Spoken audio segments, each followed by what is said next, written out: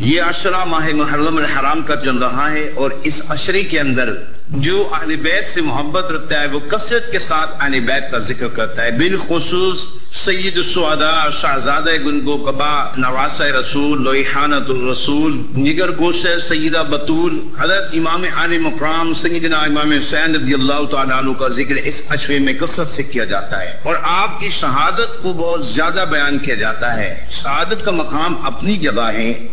آپ کی شہادت کا انکار نہیں ہے، جو شہادت آپ نے پیش کی اس جیسی کائنات کے اندر کوئی شہادت نہیں ہے، لیکن ہمیں آپ کی شہادت کے ساتھ ساتھ آپ کی سیرت مبارکہ پر بھی نگاہ رکھنی چاہیے۔ اسی موضوع سے ریلیٹڈ ایک واقعہ میں آپ کو عرض کرتا ہوں۔ حضرت ابو ہریرہ رضی اللہ تعالیٰ عنہ بیان فرماتے ہیں کہ کسی بات پر سیدہ امام علی مقام رضی اللہ تعالیٰ عنہ اور آپ کے بڑے بھائی حضرت امام حسن رضی اللہ تعالیٰ عنہ، ان دونوں کے درمیان ناراضگی ہو گئی، تو میں نے سوچا کہ میں آپ دونوں کے درمیان صلح کروا دوں، کیونکہ صلح بہت اچھی چیز ہے۔ قرآن فرماتا ہے وَالصُّلْحُ خَيْرٌ، صلح خیر ہے اور صلح کرنی چاہیے۔ آپ کہتے ہیں کہ میں بڑھا اور سیدنا امام حسین رضی اللہ تعالیٰ عنہ کے کاشان اقدس پہ حاضر ہوا، اور میں عرض گزار ہوا کہ اے امام علی مقام، آپ دونوں بھائی ہمارے پیشوا ہیں، مقتدا ہیں، ہمارے لیے بہت اہمیت کے حامل ہیں، ہمارے سردار ہیں، ہم آپ دونوں کو اس طریقے سے ناراض نہیں دیکھ سکتے، آپ مہربانی فرمائیں، آپ چھوٹے ہیں، آپ اپنے بڑے بھائی سے صلح فرما لیجئے۔ آپ نے فرمایا کہ بے شک میں جانتا ہوں صلح بہت اچھی چیز ہے، رب تبارک و تعالیٰ بھی اس کو پسند فرماتا ہے، میرے نانا جان کو بھی یہ پسند تھی،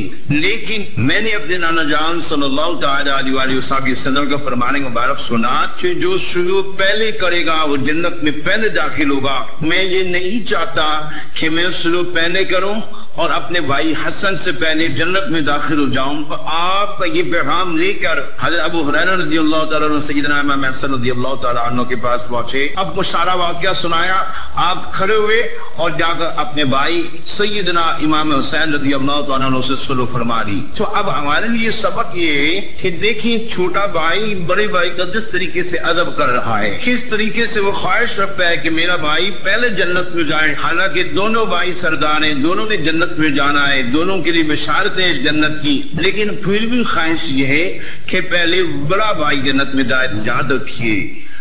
ہمیں بھی چاہیے کہ ہم اپنے بڑے بھائی کا بالخصوص ادب کریں، کے ساتھ محبت کا نظریہ رکھیں، کیونکہ بڑا بھائی کریم آقا علیہ الصلوۃ والسلام نے ارشاد فرمایا بڑے بھائی ہوتے ہیں وہ باپ کی مانند ہوتے ہیں۔